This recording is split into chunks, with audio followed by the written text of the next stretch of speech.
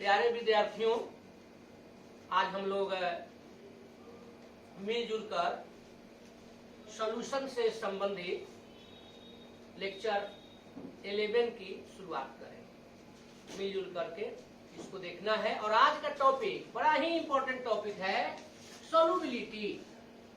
ध्यान दीजिए, आज हम लोग लेकर के चलेंगे सॉल्युबिलिटी। तो आपने ध्यान दे ही दिया और सॉल्युबिलिटी भी अब तैयार है आपको अपने साथ लेकर के चलने के लिए। पहले डिफिनेशन से पहले हम लोग डिस्कस करें कि सॉल्युबिलिटी क्या है। तो ध्यान दिया जाए, एक बर्तन हम लोग ले लिए, एक वेसल ले लिए, कोई भी किसी भी तरह का। सपोज कीजिए इसमें हम लोग 1 लीटर वाटर ले लिए। ध्यान दीजिएगा, यह 1 लीटर वाटर सॉल्वेंट का कार्य कर रहा है। अब इसमें सॉल्यूट को हम लोग डालते हैं। मान लिया जाए सॉल्यूट में हमने शुगर ले लिया। आप लोग जानते हैं हम अक्सर शुगर लेते हैं जब सॉल्यूट लेते हैं। तो शुरू में आप क्या किए कि 10 ग्राम शुगर इसमें डिजोल्व किए, इजिली हो गया। मान लीजिए कि फिर 20 ग्राम डिजोल्व किए, वो भी इजिली हो गया। ऐसे ही शुगर का अमाउंट आप बढ़ाते जाइए। थोड़े देर के बाद देखिएगा कि डिजोल्व धीरे धीरे होना शुरू करेगा और एक समय ऐसा आएगा कि जब थोड़ा सा भी शुगर उसमें अब ज्यादा डालिएगा, 1 चम्मच शुगर भी डालिएगा, चाहे एकदम थोड़ा सा भी लिटिल अमाउंट भी शुगर का इसके अंदर डालिएगा तो वह डिजोल्व नहीं होगा। तो जितना मैक्सिमम अमाउंट डिजोल्व हुआ उसी मैक्सिमम अमाउंट को सॉल्युबिलिटी के नाम से जाना जाएगा। और इस क्रम में टेम्परेचर और प्रेशर दोनों आपका कांस्टेंट रहेगा, दोनों आपका गिवन रहेगा। ये नहीं कि आप टेम्परेचर बढ़ा दिए, प्रेशर घटा दिए, ऐसा कुछ किए। कांस्टेंट टेम्परेचर और कांस्टेंट प्रेशर आप किए और उस कांस्टेंट टेम्परेचर और कांस्टेंट प्रेशर पर आप 1 लीटर वाटर में शुगर डिजोल्व करते जा रहे हैं। सपोज कीजिए हम लोगों को कोई खासी नहीं है अंदाज, लेकिन मान लीजिए कि आपने 120 ग्राम जब शुगर डिजोल्व किया तो इसके बाद अब थोड़ा सा भी शुगर इसके अंदर डिजोल्व नहीं हो रहा है। तो यह मैक्सिमम अमाउंट जो 120 ग्राम आपने इस 1 लीटर सॉल्यूशन में लिया है, यही इसकी सॉल्युबिलिटी। अब टेम्परेचर बदलेंगे तो ये बदल जाएगा, प्रेशर चेंज करेंगे तो ये चेंज हो जाएगा। इसलिए टेम्परेचर और प्रेशर को कांस्टेंट रखते हुए यही हो गया। यानी कि कांस्टेंट टेम्परेचर और कांस्टेंट प्रेशर पर किसी भी सॉल्वेंट के, जैसे यहां पर हम वाटर लिए हैं, एक फिक्स्ड अमाउंट में, एक डिफिनिट अमाउंट में, एक स्पेसिफाइड अमाउंट में सॉल्यूट का जितना मैक्सिमम अमाउंट डिजोल्व हो सकता है उसी मैक्सिमम अमाउंट को उस सॉल्यूशन के लिए क्या कहते हैं, सॉल्युबिलिटी कहते हैं। बस, यानी the maximum amount of solute, चाहे ऑफ ए सब्सटेंस, जो कि सबसे सॉल्यूट होगा, that can be dissolved in a fixed amount, in A definite amount, in a specified amount of solvent is called its solubility. A solubility हो गया। इसको हटा देते हैं। The maximum amount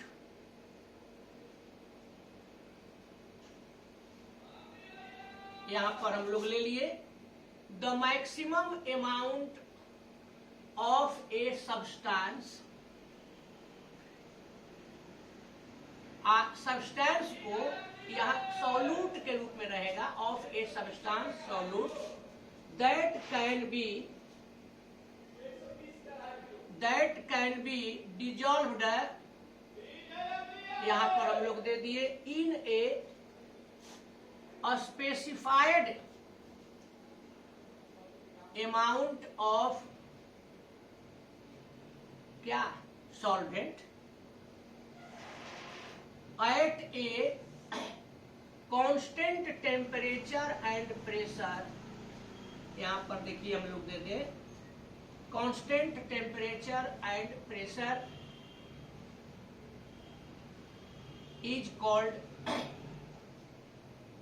it's solubility. इसी को हम लोग उसके सॉल्युबिलिटी के नाम से बस हो गया।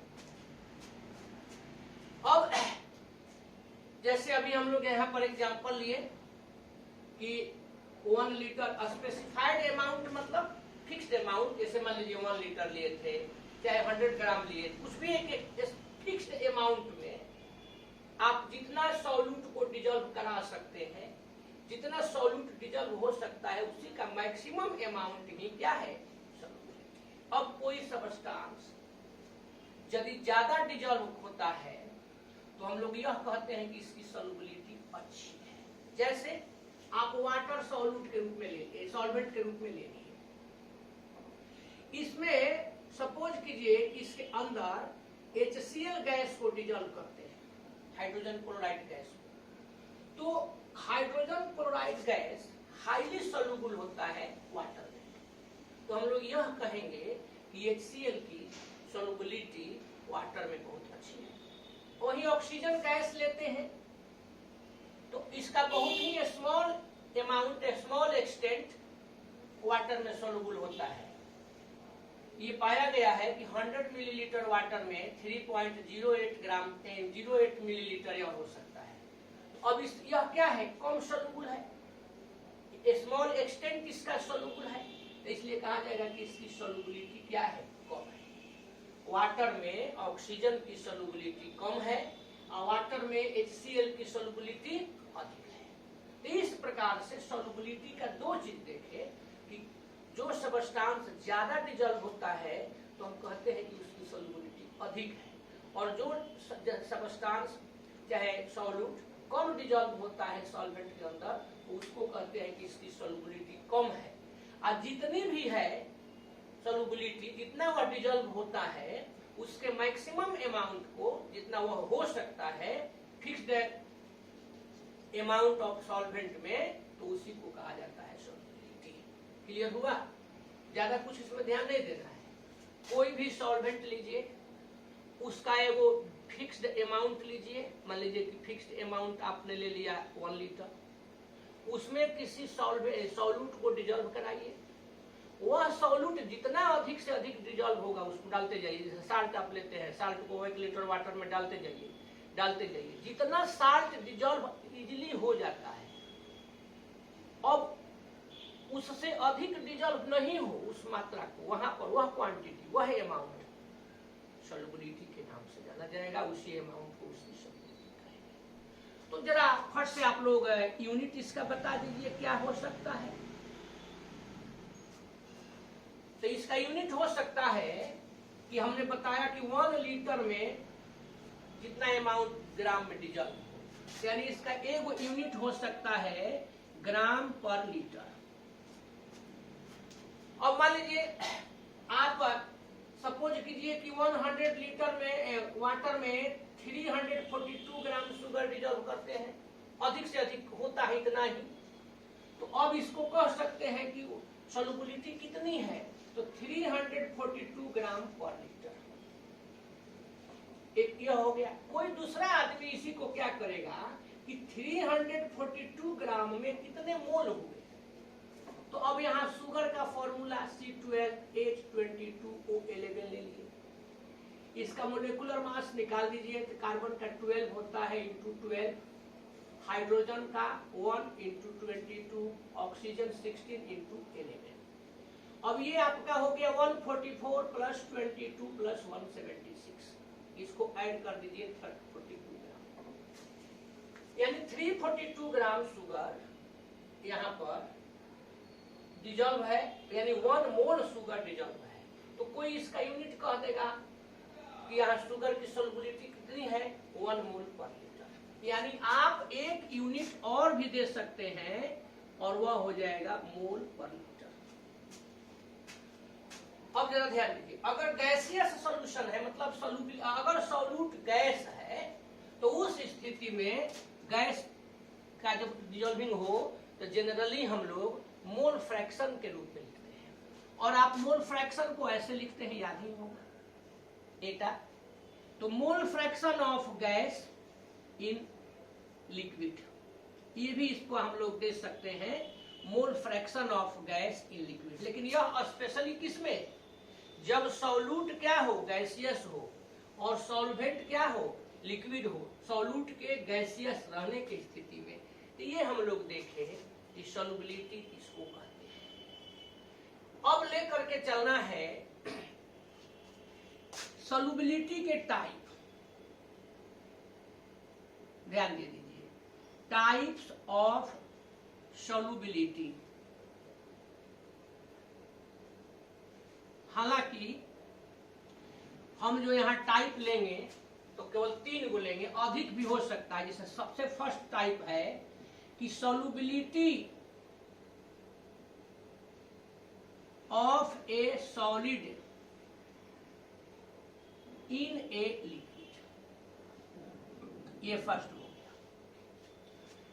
यानी इसमें क्या है, सॉल्वेंट क्या है, लिक्विड है, और सॉल्यूट क्या है, सॉलिड है। फिर इसको कहा जाएगा, सेकंड हो जाएगा कि solubility of a liquid in a liquid, second. Third, solubility of A gas in a liquid.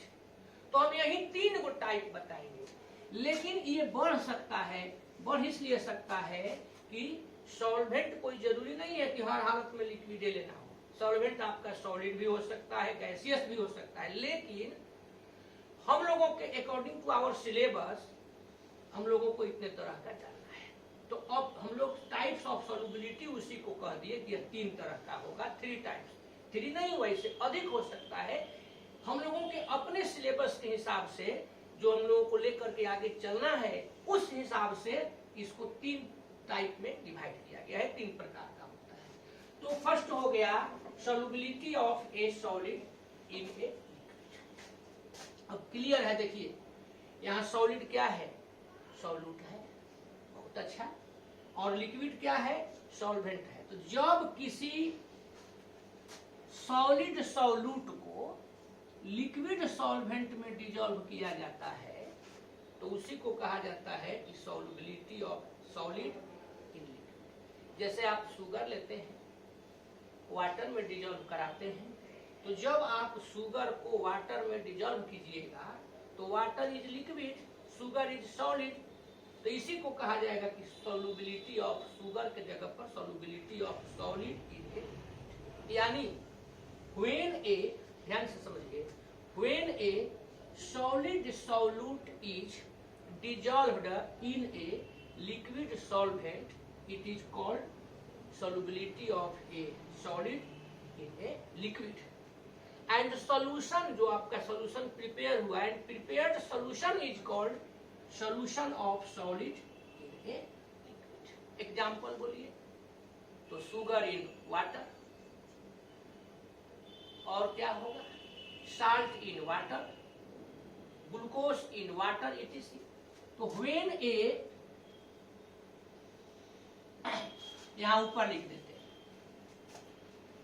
When A solid solute is dissolved in a liquid solvent, it is called solubility of a solid in a liquid, and solution is called solution of solid in a liquid. हो गया example. तो example में आप लोग देखबे किए थे, sugar in water, और क्या, साल्ट इन वाटर, और ग्लूकोज एगो बोल दिए थे इन वाटर इट इज। तो ये हो गया first point, solubility of A solid in a liquid. अब चलिए देखिए सेकंड लेकर के चलते हैं। तो solubility of a liquid in a liquid. अब यहां क्या है कि सॉल्वेंट तो क्लियर है कि लिक्विड है, सॉल्यूट भी लिक्विड है, तो चलिए लिक्विड है तो दोनों को लिक्विड लिक्विड कह दिया जाए। तो व्हेन ए, अब कुछ विशेष मेहनत नहीं है, when a liquid solute is, clear हो गया, dissolve in a liquid solvent, it is called solubility of a liquid in a liquid, and solution is called solution of liquid in a liquid। तो ये हम लोग second देख लिए। Example भी change हो जाएगा, अल्कोहल इन वाटर, और एक ले लेते हैं बेंजीन एंड CCl4। यहां पर देखिए ले लिए बेंजीन एंड कार्बन टेट्राक्लोराइड। तो ये हम लोग एग्जांपल दे दिए solubility of liquid in a liquid का। और अब की बार तो कहने की जरूरत नहीं है, अब की बार थर्ड में क्या हो जाएगा, सॉल्युबिलिटी ऑफ ए, आप खुद ही बोल देंगे गैस, वाह, इन ए लिक्विड। तो solubility of A gas in a liquid में बोलिए क्या होगा कि व्हेन ए, अब हम ही मत बोले आप बोले, व्हेन ए सॉलिड, सब सॉल्यूट ना, हाँ आप लोग सही पकड़े, सॉलिड नहीं, क्या, गैस। तो व्हेन ए गैसियस सॉल्यूट, वाह, is dissolved in a liquid solvent, it is called solubility of a gas in a liquid, and solution is called solution of gas in a liquid। Clear हो गया। चलिए अब example जी महाराज को clear किया जाए। तो example में दो गो तो पहले ही बोले थे, याद है क्या बोले थे, HCl in water, HCl gas in water, और यह हाईली सॉल्युबल होता है, इसको याद रखना चाहिए, हाईली सॉल्युबल है। तो HCl इन वाटर। एक और बोले थे जी O2 गैस, और इसका बहुत कम मात्रा, तो ए स्मॉल एक्सटेंट इन वाटर। यहां पर एगो छोटा सा क्वेश्चन बन जाता है, किसके लिए, इसके लिए नहीं, तो बेचारा बहुत शरीफ है, हाईली सॉल्युबल है, कि जब ये स्मॉल एक्सटेंट है तो कितना है। तो मेरे प्यारे विद्यार्थी जी लोग इसको दिमाग में रखिएगा, 3.08 मिलीलीटर O2 इज इन, चाहे इन 100 मिलीलीटर वाटर। 100 मिलीलीटर वाटर में केवल इतना ही मिलीलीटर ऑक्सीजन गैस डिजॉल्व हो सकता है। तो ये दिमाग में रखना चाहिए।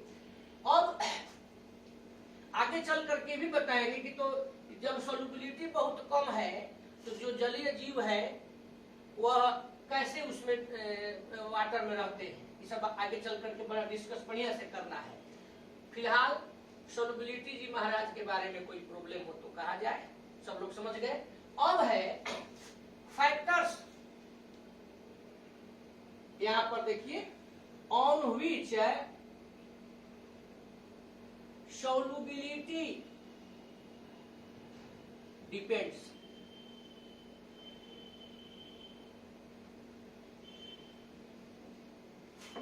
ऐसे तो टॉपिक को हम लोग देखेंगे अगले क्लास में, लेकिन केवल जान लीजिए कि कौन कौन फैक्टर है, ताकि वहां पूछेंगे झट से बताइएगा और हम भी फट से पहुंच जाएंगे। फैक्टर्स सॉल्युबिलिटी को, जिस फैक्टर पर सॉल्युबिलिटी डिपेंड करता है उसको कौन कौन है मुख्य रूप से। तो किसी भी चीज को प्रभावित करने के लिए सबसे पहला होता है कि उसमें जो इन्वॉल्व है उसका नेचर। जैसे मान लीजिए कि क्लास में टीचर और स्टूडेंट दो गो हैं, टीचर कोई टीचर पढ़ा रहे हैं और स्टूडेंट वन और मोर ना भी हो। अब टीचर की टेंडेंसी है कि एकदम फास्ट स्पीड में पढ़ाएं और स्टूडेंट जी महाराज को एकदम धीरे धीरे धीरे धीरे सुनने की आदत है, तो बढ़िया से पढ़ाई नहीं हो, क्योंकि टीचर फास्ट बोलेंगे तो उनको समझ में नहीं आएगा। चलिए उल्टा कर देते हैं, कहेगा कि अपने को फास्ट कहते हैं। मान लीजिए कि स्टूडेंट खूब एकदम तेजी से समझने वाले हैं, फटफट समझ सकते हैं, लेकिन टीचर जी महाराज जो पहले रेडियो पर धीमी गति के समाचार हम लोग सुनते थे उस तरह के हो, द मैक्सिमम, अब बेचारा स्टूडेंट सोच रहा है कि सर क्या कहेंगे, तब जब सर बोलेंगे अमाउंट, तो धीरे धीरे धीरे धीरे क्या होगा, पढ़ाई प्रभावित हो जाएगी, ध्यान नहीं रहेगा। वो बेचारा पहले क्या करेगा कि ध्यान जब भंग होगा उसका, चूंकि बहुत स्लो हो गया, तो पहले आएगी जम्हाई, सर पढ़ा रहे हैं अपना कर रहे हैं, फिर लगेगी उंघाई, उंघाई माने आप लोग नींद जानते ही हैं, तब जान लीजिए कि बबुआ का गया पढ़ाई, तो प्रभावित हो गया, दोनों प्रभावित हो गया। यानी जो भी किसी भी चीज में कोई भी वर्क हो उसमें जितने लोग लगे हुए हैं, चाहे जो भी लगा हुआ है, उसका नेचर, ये क्लियर। तो चलिए अब हम लोग देखें कि सॉल्युबिलिटी में कितना लगा हुआ है। तो सॉल्युबिलिटी में दो लगा हुआ है, सॉल्यूट एंड सॉल्वेंट। तो जब सॉल्यूट एंड सॉल्वेंट लगा हुआ है तो दोनों का नेचर हो जाएगा। तो first is nature of solute and solvent. Details में इसको अगले क्लास में बताएंगे, अगले क्लास में इस इसका मतलब जो थ्योरेटिकल वर्क है उसको किया जाएगा, एक्सपेरिमेंटल जो बात होगी, साइंटिफिक जो बात होगी उसको बताएंगे। और क्या क्या इन्वॉल्व है आप लोग बताइएगा, क्या सॉल्युबिलिटी में nature of solute and solvent तो हो गया, और है, इसीलिए तो हम मिटाए नहीं है यहाँ पर, कांस्टेंट टेम्परेचर एंड प्रेशर। यानी सॉल्युबिलिटी को टेम्परेचर भी इफेक्ट डालेगा और प्रेशर भी इफेक्ट डालेगा, टेम्परेचर एंड प्रेशर। तो अब इसी को थोड़ा सा बढ़ा देते हैं, सेकंड को टेम्परेचर कर देते हैं और थर्ड को प्रेशर कर देते हैं। ठीक है तो ठीक है, तो बढ़िए, कोई दिक्कत है तो दिक्कत है तो समझिए, ये तीन को इसका प्रभावित करने का फैक्टर हुआ। अब हम लोगों को इसी तीनों के बारे में डिस्कस करना है, लेकिन इसके आगे चलने के पहले कुछ छोटा छोटा टॉपिक है, टर्म है, जिसको जानना चाहिए और उसी के आधार पर आगे बढ़ना चाहिए। तो इसको प्रिपेयर कीजिए, तब हम देखते हैं। तो कुछ शॉर्ट टर्म्स हैं, कुछ डिफिनीशंस हैं जिसको जानकारी में रखना चाहिए। जैसे डिफिनीशंस में सबसे फर्स्ट है, आप लोग जानते भी हैं, डिसोल्यूशन किसको कहते हैं।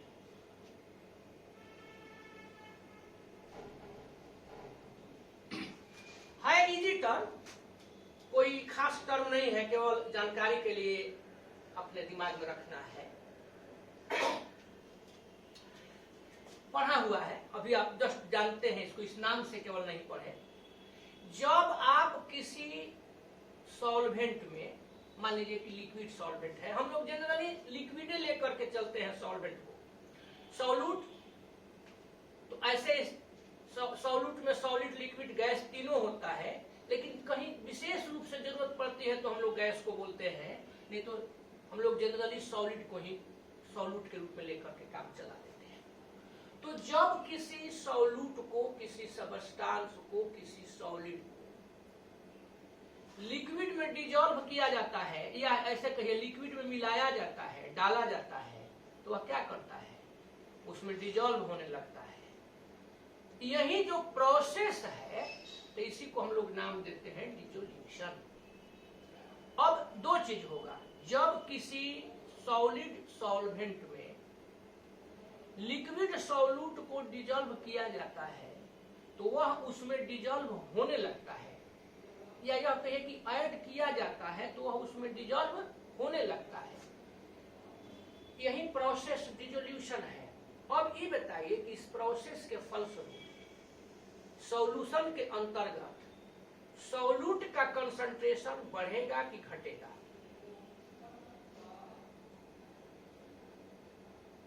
क्लियर है? सॉल्यूट आप बढ़ा रहे हैं तो कंसंट्रेशन बढ़ेगा। मान लीजिए कि 1 लीटर सॉल्यूशन था, 1 लीटर वाटर है, सॉल्वेंट है, और उसमें आप 20 ग्राम शुगर मिलाए हैं, तो जो कंसंट्रेशन हुआ वह 20 ग्राम पर लीटर हुआ, और 40 ग्राम अगर सॉल्यूशन में है तो 40 ग्राम पर लीटर हुआ, यानी कि कंसंट्रेशन बढ़ेगा। तो डिसोल्यूशन को हम दोनों मिला करके कह देंगे कि किसी लिक्विड सॉल्यूट को किसी सॉलिड सॉल्यूट को लिक्विड सॉल्वेंट में ऐड करने पर वह उसमें घुलने लगता है, डिजॉल्व होने लगता है, तथा उस सॉल्यूट का कंसंट्रेशन इंक्रीज होने लगता है। तो इसी प्रोसेस को डिसोल्यूशन कहा जाता है। When a solid solute is added to a solvent, चाहे लिक्विड सॉल्वेंट, तो जब लिक्विड सॉल्वेंट में आप मिला दिए तो क्या होने लगा? Some solute dissolves and its concentration increases. This process is called dissolution. When a liquid solute, solid solute is added to a solvent, और वह सॉल्वेंट मान लीजिए लिक्विड भी हो सकता है, तो हम लोग लिक्विडे लेकर के चलेंगे, डायरेक्ट भी बिना ब्रैकेटों के लिख सकते थे लिक्विड सॉल्वेंट। सम सॉल्यूट जो आप डिजॉल्व कराए हैं, जो आप ऐड किए हैं, some solute dissolves and its concentration increases. This process is, चाहे the process is, जो कह दीजिए, called dissolution. इसी प्रोसेस को हम लोग डिसोल्यूशन के नाम से जानते हैं। तो ये एक हो गया जिसका हम लोग नाम दे दिए डिसोल्यूशन। अब डिसोल्यूशन के बाद अगला टॉपिक है क्रिस्टलाइजेशन। यहां पर हम लोग देख लेंगे कि क्रिस्टलाइजेशन किसको कहते हैं। बेहद समझने वाला टॉपिक है, ध्यान दीजिए, एकदम आराम से, इंटरेस्टिंग है। जैसे आप इसमें वाटर ले लिए हैं, वाटर यहां पर है, उसमें आप शुगर डिजॉल्व कराते हैं। क्लियर बताए थे, शुगर यहां पर आप डिजॉल्व करा रहे हैं, इसके अंदर वाटर सॉल्वेंट के रूप में प्रेजेंट है। तो लिटिल अमाउंट से मोर अमाउंट की तरफ आप शुगर को लेकर के चल रहे हैं। तो जब कम था तो जल्दी डिजॉल्व हो गया, ऐड किए तो। ऐसे ही जैसा कि बताए थे सॉल्युबिलिटी में कि एक समय आएगा कि जब आप उसमें थोड़ा सा भी शुगर डालिएगा तो वह शुगर डिजॉल्व नहीं होगा। लेकिन होगा क्या कि जब आप उसमें शुगर मिलाइएगा, उसको चम्मच में ले लिए और उसको लेकर के उसके अंदर डाल दिए, तो आप ध्यान से देखिएगा कि कुछ शुगर के पार्टिकल्स सॉल्यूशन के ऊपर आ गए हैं। यही जो प्रोसेस है, इस प्रोसेस को क्रिस्टलाइजेशन कहा जाता है। अब एक प्रश्न है, जरा आप लोग सोच करके बताइए, सोचने वाला है कि जब आप वाटर के अंदर शुगर को डिजॉल्व किए, ज्यादा अमाउंट में शुगर को मिलाए, चम्मच से फिर एक्स्ट्रा शुगर उसमें डिजॉल्व कराए, तो वह डिजॉल्व हुआ कि क्या हुआ? तो शुगर ऊपर दिखाई देने लगा। तो जो शुगर के पार्टिकल ऊपर आपको दिखाई दिए वो कौन है? अभी जस्ट चम्मच से डाले हैं वह है, या बीच में से कोई है, या पहले वाला है? तो जैसे ही आप डाले, ध्यान से समझिएगा, तो जो वह शुगर पार्टिकल सॉल्यूशन में ऊपर आपको दिखाई देने लगे जो सबसे पहले डाले थे, फर्स्ट बार में जो आप शुगर इसके अंदर डिजॉल्व किए थे, वह हो गया।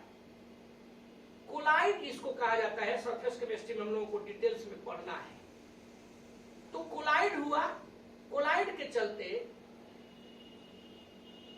कोलिजन के चलते कोलाइड यहां पर आपस में उनके पार्टिकल्स किए, और जो सबसे पहले था वो ऊपर आ गया। जैसे क्लासरूम में आप मान लीजिए कि बैठे हुए हैं, सपोज कीजिए एक बेंच पर बैठने का लिमिट है 5 स्टूडेंट का, और आप 5 स्टूडेंट बैठे हुए हैं, यहाँ एक बेंच लगा हुआ है, इस पर 1 2 3 4 5। तब तक एक और लड़के को एंट्री दे दी गई, और वह लड़का इधर से जाकर के बैठ गया। तो जब यहाँ पर बैठ गया, सीटवा 5 गो के है ना, तो एगो तो बाहर निकलेगा। तो कौन बाहर निकलेगा? जो जस्ट उसके बगल वाला है वह निकलेगा, जो लास्ट में सबसे पहले आके वहां पर बैठा था वह निकलेगा। क्यों? कोलाइड हुआ। तो सेम प्रोसेस है, इसी को कहा जाता है क्रिस्टलाइजेशन। लेकिन डिफिनेशन में मत लिख दीजिएगा कि क्लास में हम बैठे हुए हैं और एक लड़का आकर के बैठ गया, तो जो सबसे पहले था वो बाहर निकल गया, यही क्रिस्टलाइजेशन है। तो हम समझने के लिए बताए, जब किसी वह प्रोसेस, वह प्रक्रिया जिसमें कुछ सॉल्यूट पार्टिकल्स कोलाइड के आपस में कोलाइड करते हैं, टक्कर करते हैं, संघट करते हैं, और कोलाइड के पश्चात सॉल्यूशन से बाहर निकल जाते हैं, सेपरेटेड आउट ऑफ सॉल्यूशन, तो यही प्रोसेस क्रिस्टलाइजेशन होता है।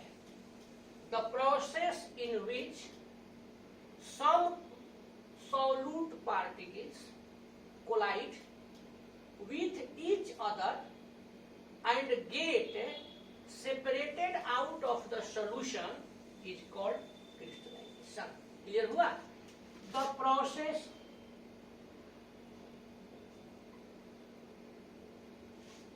in which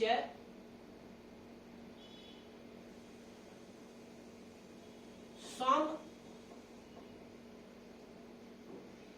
solute particles